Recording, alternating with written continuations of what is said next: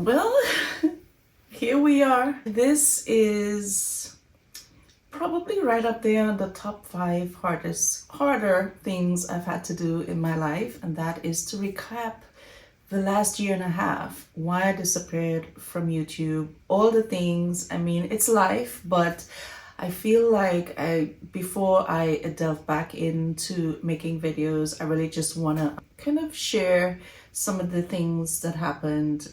Kind of threw me for a loop, threw me off, and I haven't been here. I want to start this video by first apologizing to those of you that have reached out. There were so many of you that sent me messages on Instagram and emails just wanting to know where I was and if I was okay. And I don't think I responded to any of those. I just didn't even have the words. Every time I got a message, I was like, okay, I'm gonna be doing a video real soon, so it should kind of answer everything. And then that just kept getting put off and put off and put off, only because I feel like I was just too emotional and I won't be able to get through doing this. I have been praying about doing this for a while, and I kind of got up this morning with the courage to do it. So I just want to flow in that, and any details that I don't have readily on hand, I'll put it here on the screen. So yeah, I did my last video around April last year. After that, I sort of disappeared. I'm trying.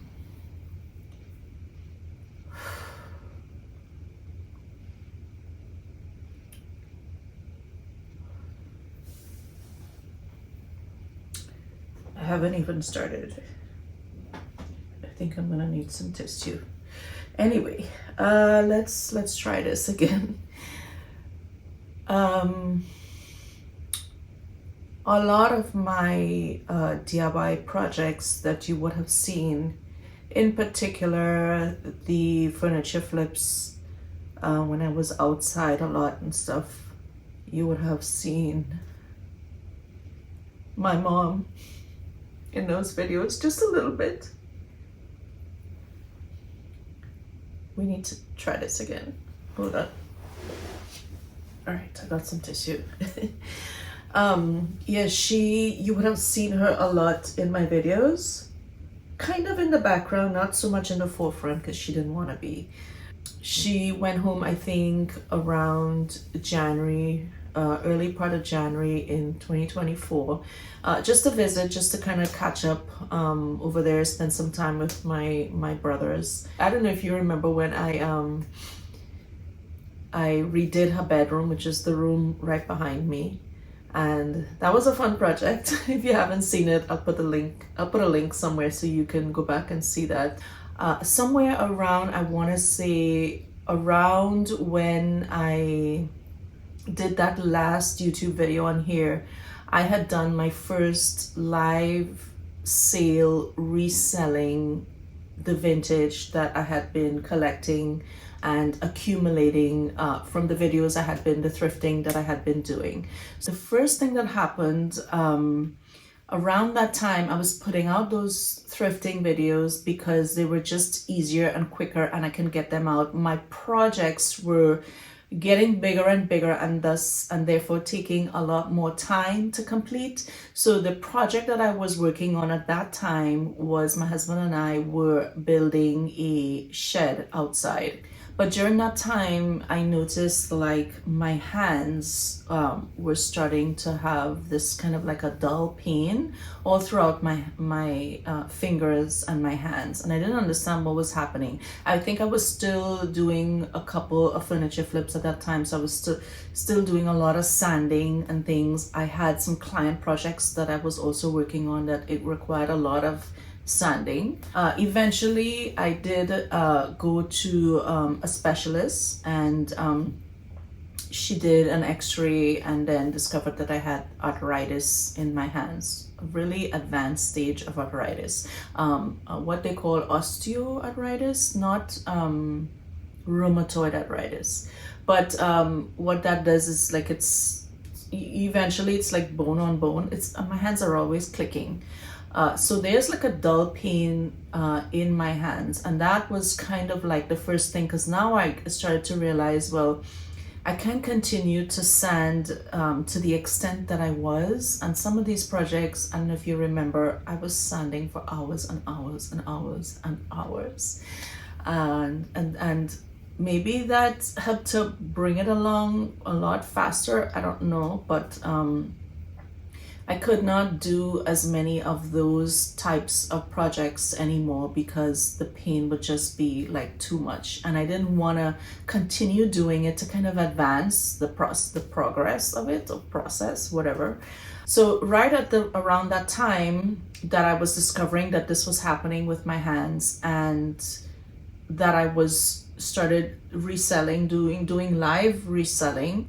My mom, while she was in Trinidad, she was having these really, really terrible headaches, and she was extremely weak and losing a lot of weight really fast. She had been to the doctor there, and they did some preliminary testing, and maybe like a scan, just a scan of her brain. They did say that the brain scan looked abnormal, but they didn't really know like what exactly was happening there, and they recommended that she do an MRI to kind of look deeper to see what was going on. Once realized that something was indeed happening that was serious in her brain, and that she was losing this much weight and was not feeling well, I told her it is best that you come back, because she had medical insurance here, and I think that the treatment she would receive here would be a lot faster and better than there. Not that the medical isn't good there, but she had the insurance here, so it just made sense to come home. Doctors there had decided that they were going to put her on some steroids, prednisone, I think in particular, a low dose, just so that she would not have the headaches and that she can travel, fairly comfortable.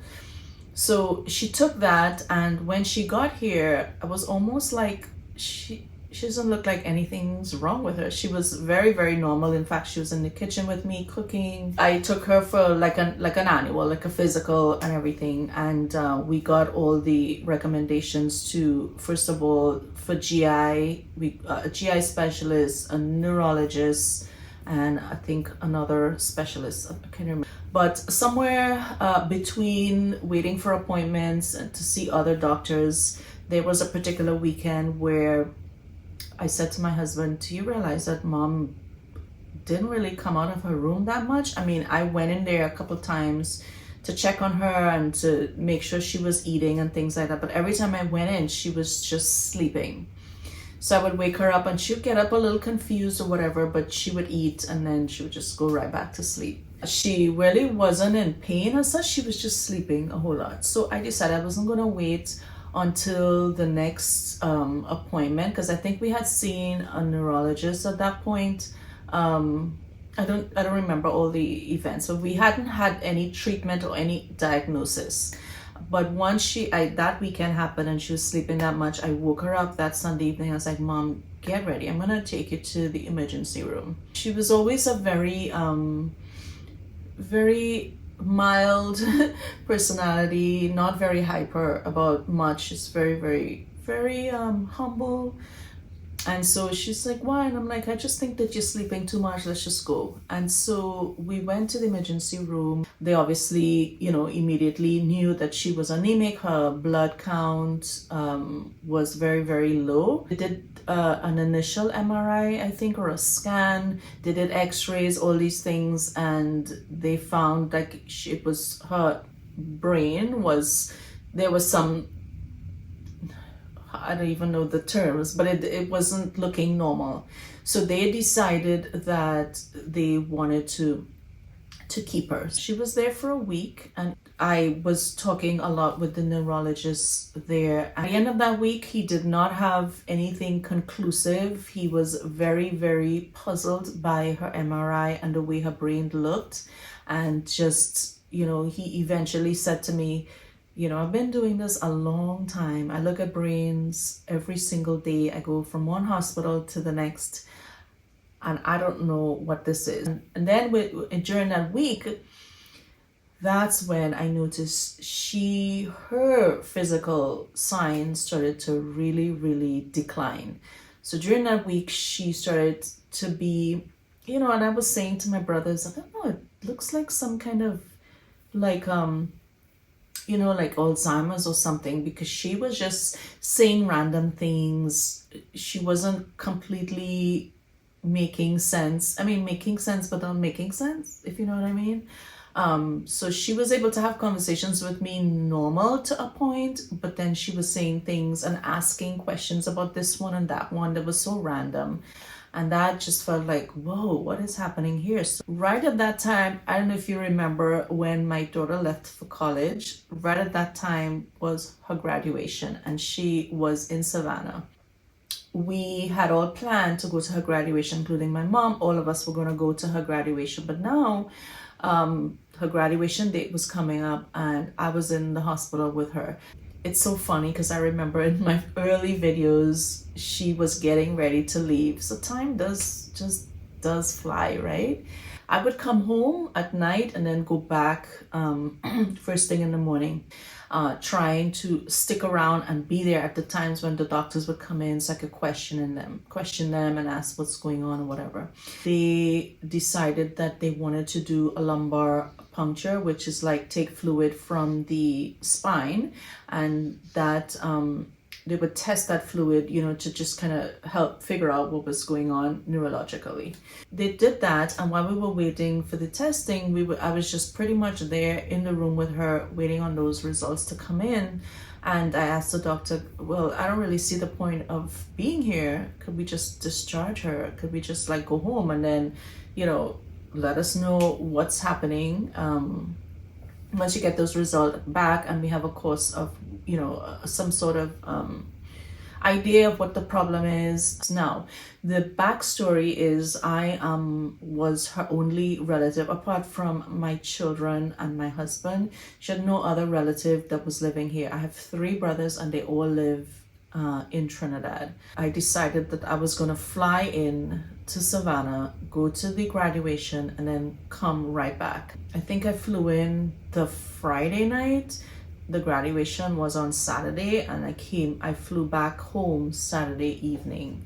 And during Saturday, my husband and my son were with her at the hospital. So I went to the graduation, and I was out of there. I just really just wanted to show up for her, and then I got a flight right back. So when I came, I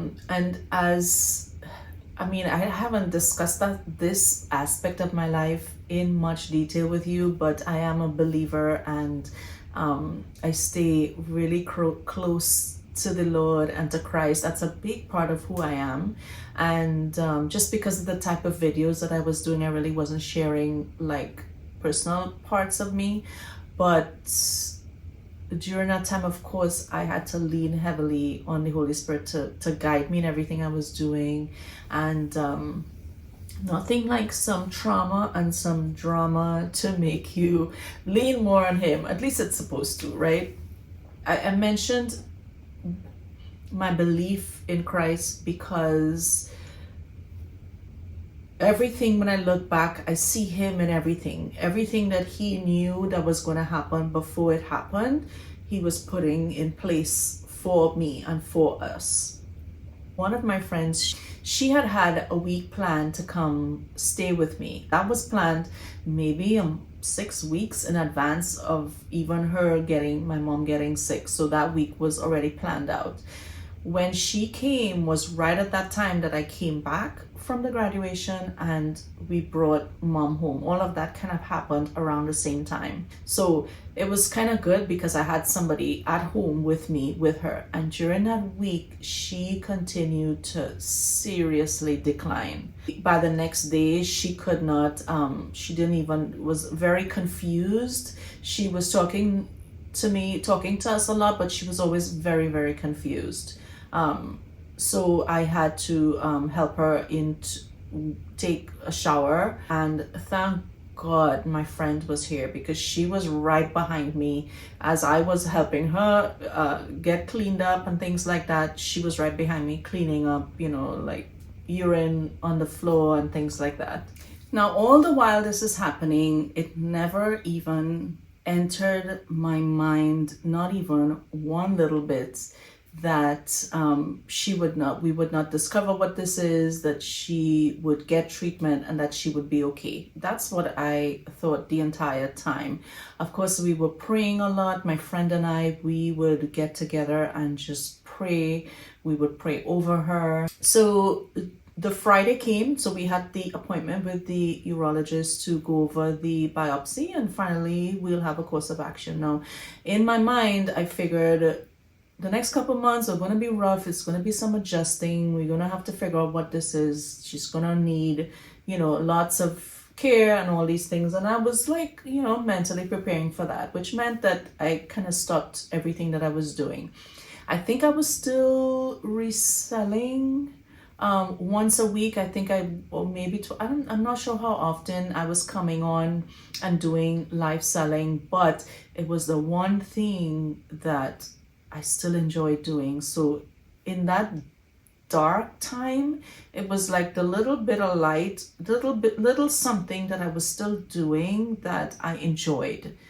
In the community, you develop a lot of relationships and friendships because people are coming into your shows, and some of them, they come all the time. So you kind of get to know people. And I was starting to get to know some of the people in the community, and I shared a little bit here and there, and they were so supportive and gave me lots of good advice and things to look for and all of that. And I sort of looked forward to those little shows that I was doing because, it was live and they were there and I was able to talk to people. And I will always be grateful for having had that outlet, having to be part of that community, because it helped me through the entire time. It was a very heavy time for me, obviously, but I was still able to present and to still try to be, as normal. And I kind of drew strength from the people that would come into my shows, and it was I enjoyed it. And then once I switched off, I just had to kind of deal with reality. It was almost like it took me out of reality for a little bit, in a sense, and then I had to come back to it. But anyway, my friend was here for the week.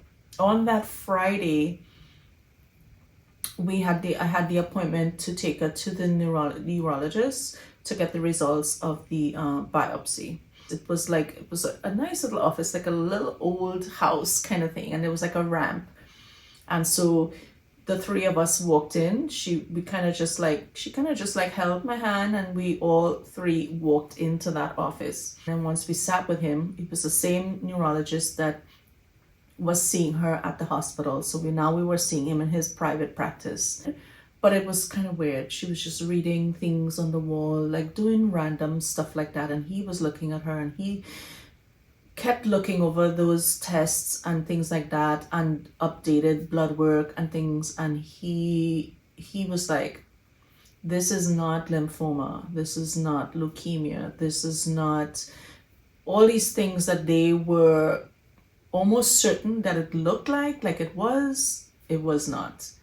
And he just kept staring at her thing on the screen and looking at her, and he was like, from when last I saw her to now, to be honest with you, if this was my mom, I would go right back to the emergency room, and I would go over to this hospital over here, and there is a neurosurgeon there by the name of Dr. I can't remember his name now, and he is really, really good. And I would get in touch with him so that he can take a look at her. So that Friday, having gone into his office for results, we took his advice and went straight back to the emergency room. It was a different hospital, same hospital, but a different location, because that was the location he told me to go to because of that neurosurgeon that was part of that hospital. So we walked into his office, but by the time we were ready to leave, she could not walk. We had to get a wheelchair to take her back to the car. So she went in walking, she came out on a wheelchair. That's how fast she was declining. Like what she could do and couldn't do was happening by the hour, by the day. She was just getting worse. I'm sorry if I've been saying neurologist all along. This particular doctor that told us to go back to the hospital was an oncologist. So when we went to his office, it was a little bit surreal because everybody in there had cancer. We went over to the hospital. They came, they took her in a wheelchair. We went into the the room, the triage, I guess, and waiting. And I was able to meet with that neurosurgeon, and he pulled up his computer and he started like really explaining everything to me that was going on, showing me the MRI and if this was this, it would look like this. And she had like pockets, I guess, like fluid, I guess is what you call it, in all different parts of her brain, little bits of it all over. So this was a Friday, and she's over there on the bed. My friend is with me, so she's like watching her because she's trying to get off the bed. By now, she is like, it was complete chaos. She was trying to get off the bed. She was starting to talk loud. She was just totally out of character. It was not her, because like I said, she's a very mild-tempered person, very humble, very quiet. But now she was like saying all kinds of things. She was talking non-stop. I was like, Mom, please stop talking. She was just talking non-stop and then trying to get off the bed. So my friend was there while I was talking to the neurosurgeon, and we were trying to understand what was going on. And he was explaining as much as he could explain to us in language that we can understand. So then I explained to him the history and that she had been on this steroid. He's like, when did she have the steroid? We checked back. He's like, he immediately wanted to get a sample, a brain biopsy. But the way steroids work, it kind of covers things up. So when you do testing, you don't get a true test. So he needed a certain number of days. And when we checked the number of days, she was off of it long enough that he felt that he would get a nice clean CSF to be able to biopsy her brain. But he said he needed to move fast because he was looking at her, and in the time that he was with us, the decline that was happening was so fast. He was like, he said, we need to do this right away. They usually don't do biopsies on the weekend. It's usually during the week, and it takes 4 to 5 days to kind of pull it together, like a team that has to go in to do this thing. And that was a Friday. This doctor was able to make it happen on the Sunday morning. All in between there, I'm texting my brothers, just giving them updates as we went along. When those results came in, it was not lymphoma. It was not all the different things that he tested for, many different things. All of it was negative. So here we are again with a specialist who deals with brains all the time, completely puzzled as to what was happening. All we knew is her blood work was abnormal. By then, her platelets were very low. She was struggling to keep her iron levels up, so she was very anemic. So they had her on iron. They were treating her for that type of thing. And she was still like up and talking and things like that, but not making a whole lot of sense. So here we are now. Neurology and oncology has ruled out cancer. So we had the infectious disease doctor come in, and now he's running a battery of tests. We started looking for anything bacterial or viral, and that was how it went on and on, 1 week into the next. She ended up staying in that hospital from June to about towards the end of July. So she was there for about 6 weeks. she had gotten to a point where she was no longer communicating. Every time I was there, and I would be there for hours, she would just be sleeping. One morning I went in, and as I was checking in, I gave them a room number, because I'm going to the same room number every day. And then the receptionist said, oh, she's not there, she is in ICU 2. I'm like, in ICU? Usually the hospital calls me with everything, like if they need permission for this or that, or anything changes, they call me. Nobody called me. So I was now in a panic, walking down this extremely long corridor towards the ICU that she was in. And when I got there, they said that they found like she was unresponsive, which was kind of weird, because I want to say she's been unresponsive all weekend. How is it now? It's Sunday, like Sunday night into Monday. And then that night, that night, they called me. They said that she is like gargling, like she's having trouble, and they needed to intubate her. So at that time, I honestly didn't even know the extent of what that meant, but I did give them the permission, because they said that she was having trouble. So they intubated her, and when I went in, she had now had a breathing tube. She literally had hundreds of blood tests done. They were taking blood from her every day. And around this time, one of my brothers came, and I think my nephews, I don't remember who else. Oh, my niece came, because of course they all wanted to see her. But by the time they got here, she was in that state, and we were just going every day to just look at her lay there. So it got to a point where they started to bring up hospice, and that I needed to have those conversations with my brothers. So there was a last ditch effort. One of the doctors, and I had, up until that time, I had spoken with so many doctors, specialists that came in, that they called in from, different facilities and nobody could figure out what was wrong. And we did eventually do, because there wasn't much, even if they had figured out at this point, there wasn't much that could be done because her platelets were so low.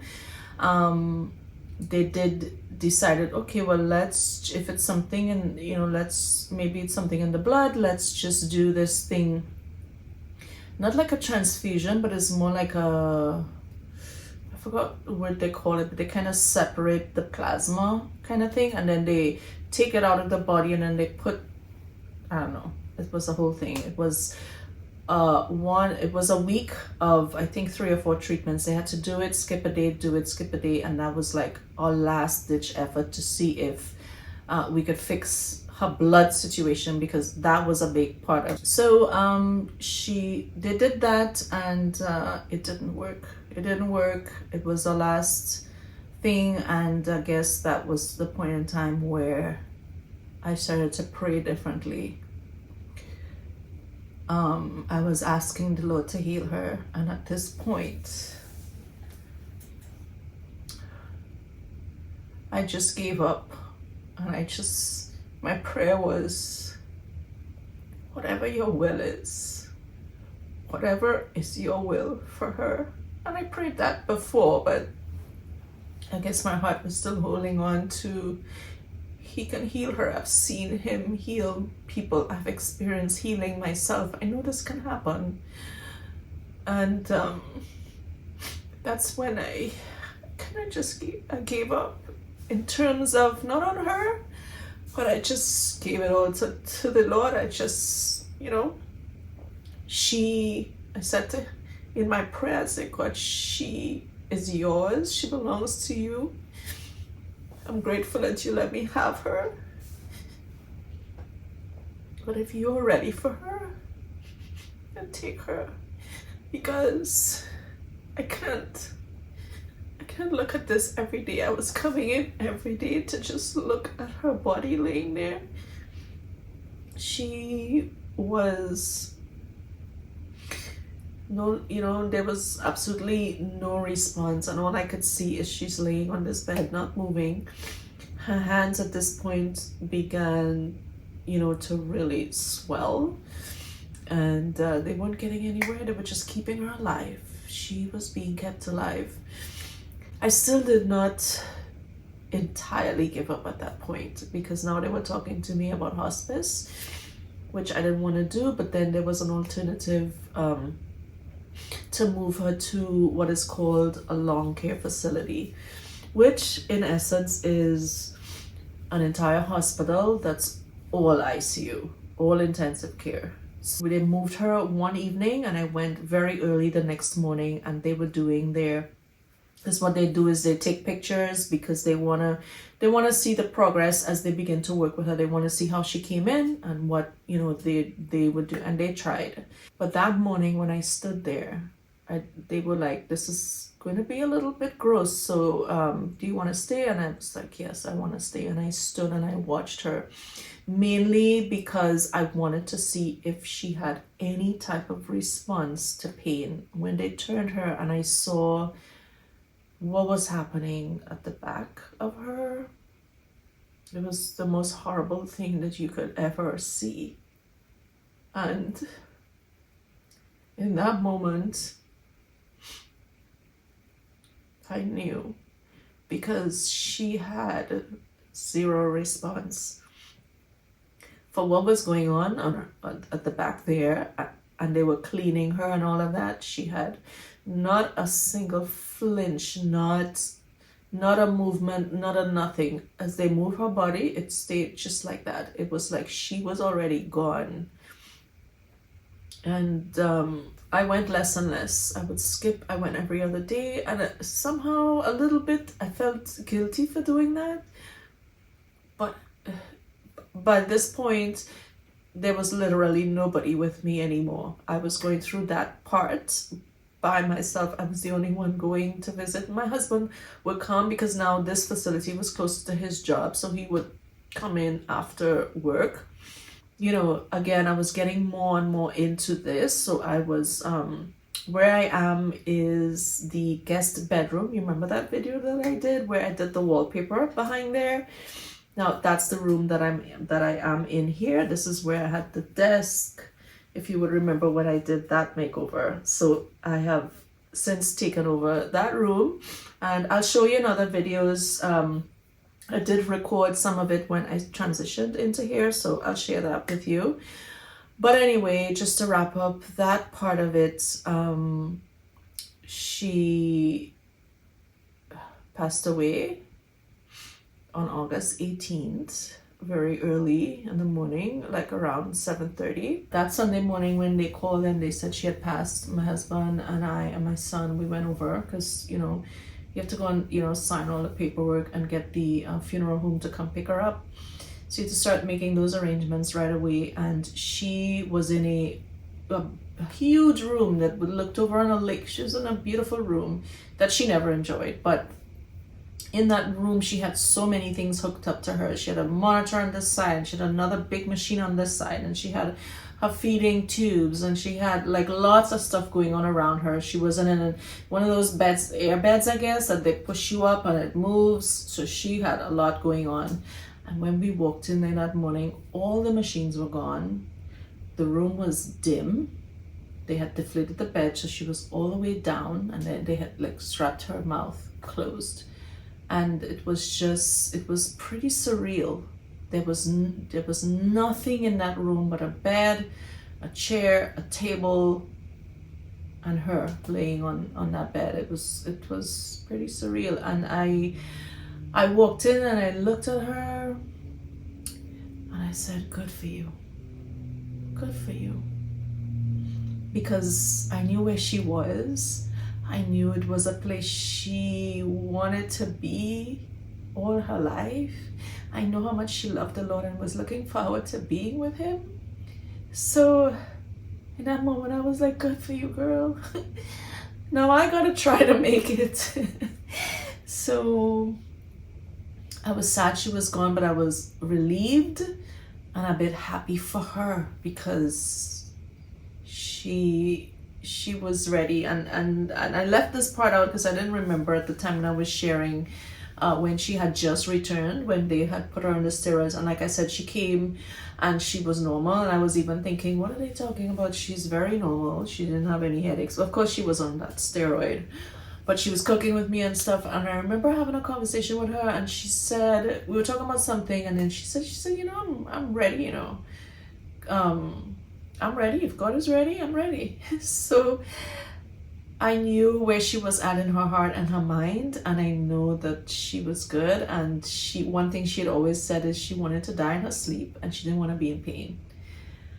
And guess what? That's exactly what happened, because I looked at them turn her body, and I saw that thing on her back, and I saw them clean it. And there's no way anybody could sit and not have any kind of reaction to the pain that would be. And there was nothing. So she didn't experience any pain, and she was in a very deep sleep. She was alive, but she was in a deep sleep, and she went in her sleep. So she went the way she asked him to take her, and he had the grace to give me that time to say goodbye, a little bit at a time every day. I felt him like stroking me, almost like, okay, I'm taking a little bit, okay, I'm taking her a little bit again, slowly taking her, till he got me to the point of praying in the direction of take her. I was kind of ready, but not. I don't know how to explain it. So we went from May,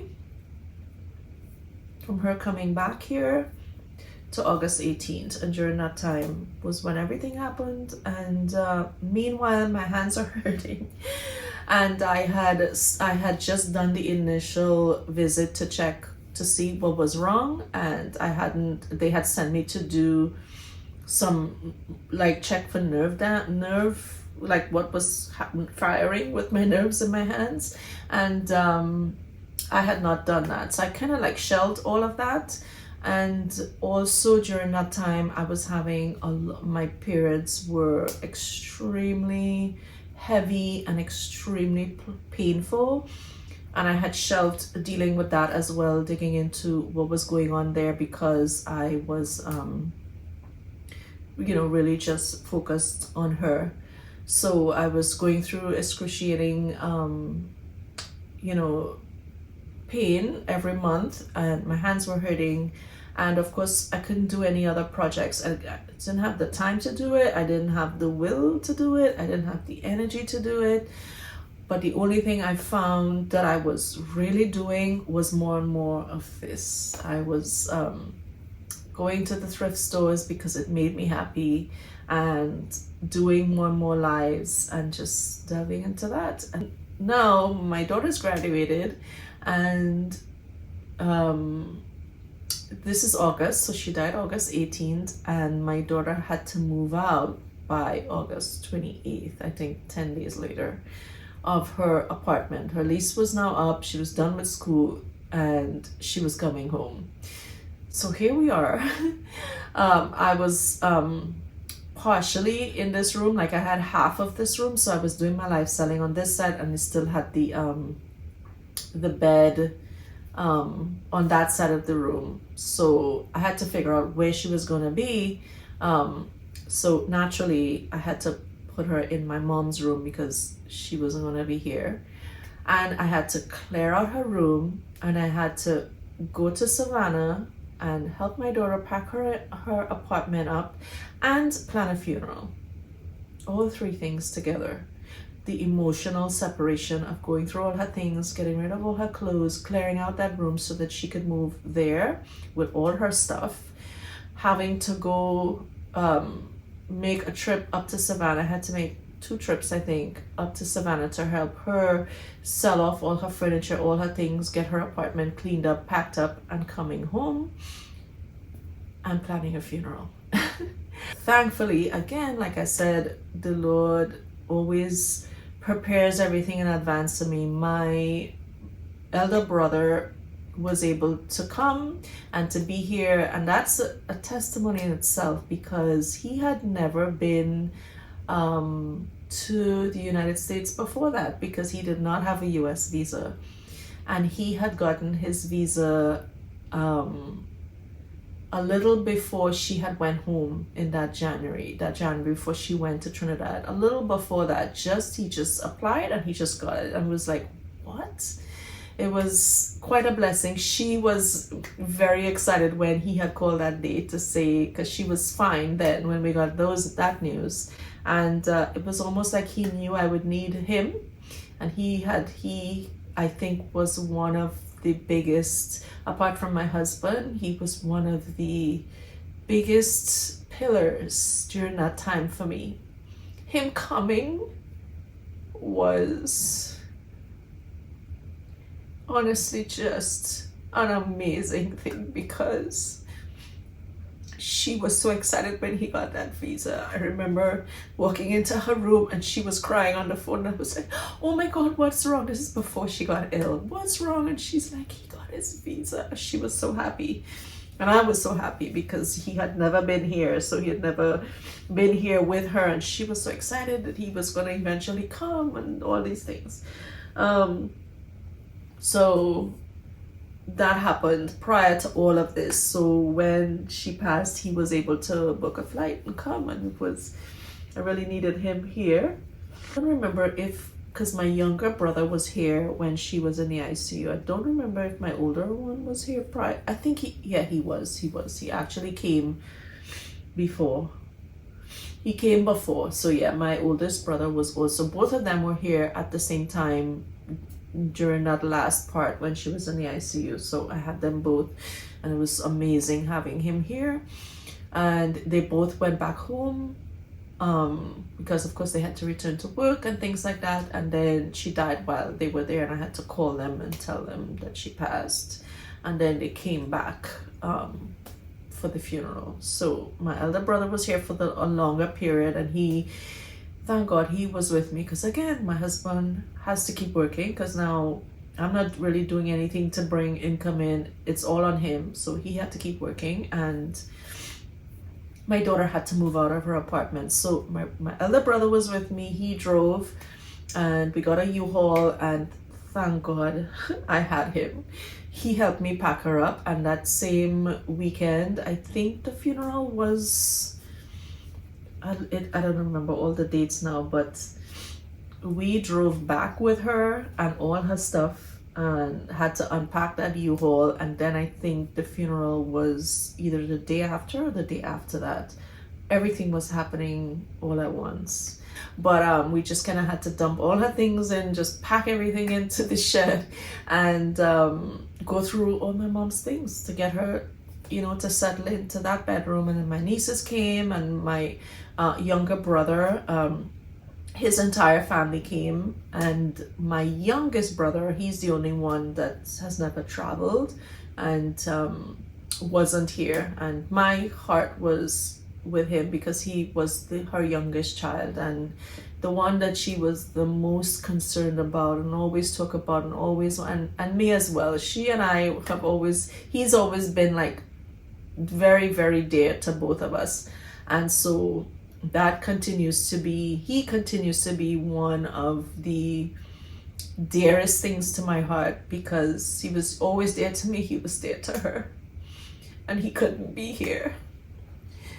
Anyway, we had the funeral, and it's been, trying to get over the grief since. And my reselling business continued to do more and more and more, and I started doing more and selling more and being more and all the things. So let me fix my face. When I moved here from Trinidad to the US, I lived in Atlanta at my aunt and uncle for a short while, but I did live with them for a little bit. And that is my aunt, which is my mom's sister, and her husband. And I lived with them, and her husband has been my uncle way before I was born, way before my parents got married. That's how long he's been like a pillar, like somebody who I have always known my entire life. So he was really somebody that I appreciated. Oh, did I mention that he passed? He passed earlier this year. But I went over there for a week and I was able to spend time with my family, my cousins and everything, and that was a big part of my healing in this whole thing. So even though I went there for that funeral and it was hard, spending that time really was so necessary for me to spend the time with my aunt. I was able to like sit with her face to face and explain everything that happened with my mom, because she didn't get the whole thing. She was just getting the little updates and I didn't even have much updates at certain points. So I was able to explain with her and spend some time with her and just love on her, and that was good. It was also healing in a sense, because there's something about family that it's just very, very special. And like I said, having good friends and family that support and love you, it's priceless. I'm so happy that I have the Lord, because I've had other things that came up and hurts, and if I didn't truly have a relationship with the Lord, I don't know, I would probably be very, very, very bitter and crumbled, but I'm not. I'm free, I'm happy, I've forgiven, and it's a good place to be. It's a good, happy, content place to be. He's blessed my business. Since then, I have done really, really well in my reselling business. I'll share more of that with you. And what does the channel look like moving forward? I started this channel with different content buckets, and I think those buckets, one is already tipped on over. I already pushed it out and I'm just gonna replace it with something else. For sure, I would not be doing the furniture flips because I just can't. I don't have my hands just can't do it. I will continue to do smaller DIY projects and share that with you, because I know that you love those. Those have been my very, very popular videos. The room makeovers, I'm still gonna do it. Maybe not as many to do. I will be redoing my main bedroom. I know I did that. That was one of the very first videos I did, was my main bedroom makeover, and I'm over it. I want to do it over, so I'm going to do that over. And just other smaller projects around my home that I'm focused on. Once the weather cools down a little bit, I'll be back outside and I'll get to really pretty up the shed. I do want to plant, some flowers and paint it pretty and put nice things and, all the things. So that's still to be done. I will share the building of it. I'll share the lead up to that, because I did record most of it, so I have bits of it, so I'll be able to that'll take me some time to edit, to pull all that together and to share that. So I think that's an amazing project. I will also be sharing with you how I transformed this bedroom. This is the guest bedroom makeover that I done. If you guys remember when I did the wallpaper on the wall there and I kind of spruced up this room as a guest bedroom, well, it slowly disappeared from a guest bedroom to being my studio, my reseller room, my everything room, my work room, my all the things. So it's been totally transformed now, and I did record bits of that, so hopefully I can find all that footage and put it together so I can show you how I changed and why I changed and how I laid it out in a particular way so that it works. I love to hear from you, so if you can let me know in the comments, which videos were your favorite, keeping in mind my content buckets, as I call them. I had the room makeovers, the DIY projects, the furniture flips, and the thrifting. Those are the 4. The furniture flipping is out, the DIY projects are gonna stay, the room makeovers are gonna stay, the thrifting and reselling, I think, is gonna be replace the furniture flipping. So things, because in the last year and a half I've learned a lot and I think I have a lot that I would like to share. So if you're interested in getting into thrifting and reselling and how to start and where to start and how to set up and all the things, let me know in the comment, because I could do videos along those lines. You will see me pop up a lot more on YouTube live, because I probably will be casting my live sales over to YouTube. So you may see that pop up. So come on in and be a part of that and see what that's all about. And in the description, I'll give you all the information on where you can find me reselling, links on how to find me and how to install and all the things. And anything else that I enjoy doing. Like I said, I don't want to be as scripted, even though I wasn't really scripted. I want to be a little bit more relaxed, be a little bit more myself, share like I'm talking here more on my channels rather than you know, how I was doing it before. I've always struggled with that. That's been my main I haven't been able to improve on a lot of things with my videos, but that part I struggled with. I struggled with how to just relax and just talk like I talk right now. So hopefully I'll be able to translate a little bit more of me over to you. I really haven't even looked at YouTube Studio, which is an app on my phone that I would monitor my videos every single day. Was a big part of me, and for the last year and a half I have not looked at it at all. I peeped in once or twice, and there were a lot of comments and questions. I just needed a little more time, because YouTube for me was her. I would edit videos and I would launch the video, and my mom was the first person that was looking at it. She probably got the notification, so she'd be on her iPad, and as soon as she see it, she'd be like, I'll walk out of my room and hear my voice because she's listening to it. So she was my biggest fan. And even though she was here to see me do the projects, she knew what everything entailed, what it looked like, all of that, but she would still be anxious to look at the video. And she would come out sometimes, like with some of the furniture flips, she would come out if it's still there, because a lot of times I sold the pieces, and if it's still staged or whatever, she'll come out and be like looking at it and like, oh my gosh, it's so beautiful. It's been there the whole time, but as soon as she look at the videos, like she needs to come out and see what she saw in the video. It was quite funny. I'd be like, Mom, you know, was always there. She's like, no, I never noticed this. I didn't realize you did this. And she was just the sweetest thing. She was amazing support to me. And of course I miss her food. I mean, let's be honest, I miss her food too. So yeah, so I think the channel is gonna look a little bit different in terms of not just the content. It's gonna be similar, you know. I'm not gonna stray too much from it because this is me, but a little more relaxed, a little more talking like I talk now, and not so scripted and edited. And I look forward to really sharing more of me with you. Not vlog style, but a little bit vlog style, like a mix. I don't know, I'll be figuring it out. If my name has already changed, the channel's already changed, well, here you are. ThriftyDIY Trish. I've changed it. If I haven't changed it, I'm about to change it. It's just that I haven't really sat down to look at if I should change it before, because I want you guys to see this video.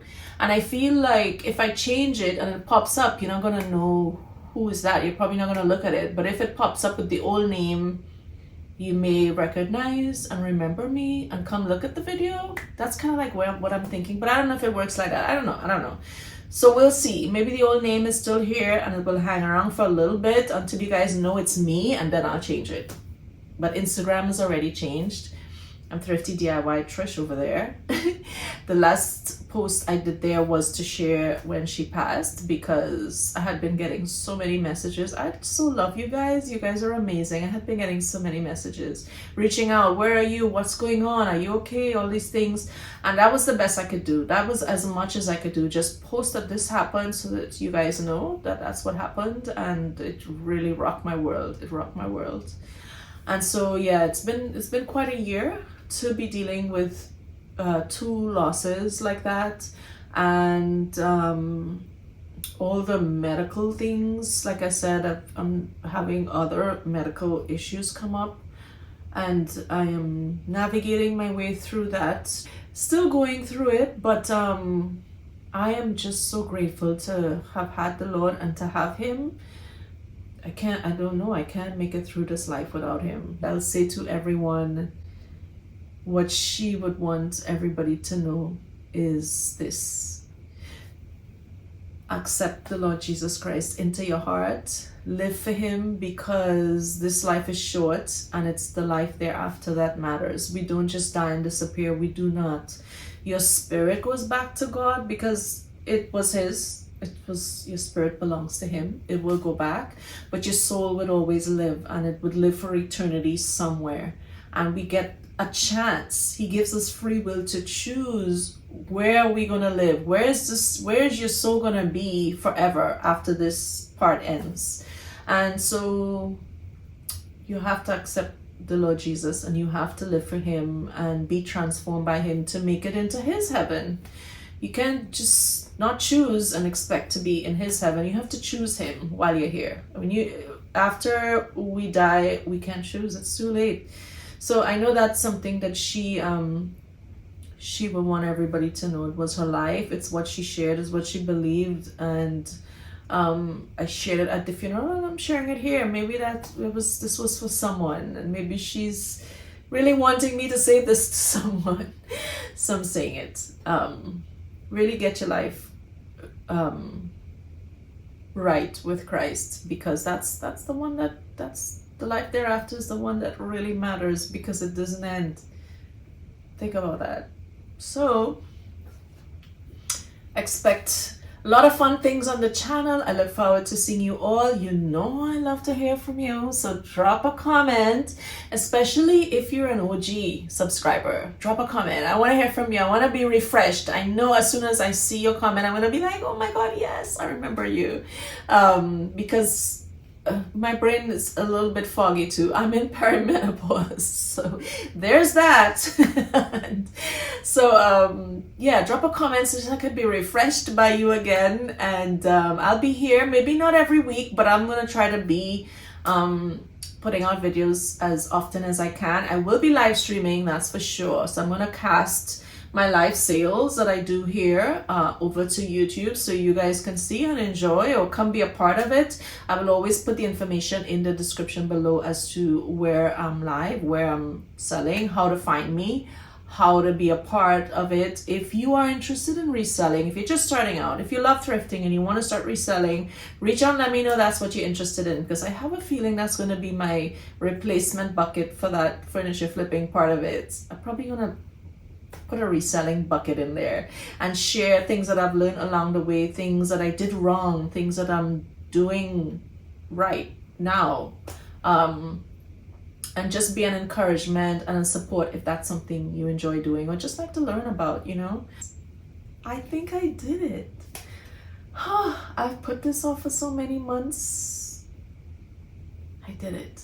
I'm so happy to be back. I'm really happy to be back. I love YouTube and I love doing these videos. It's pretty amazing. So I'll see you all soon. Thank you.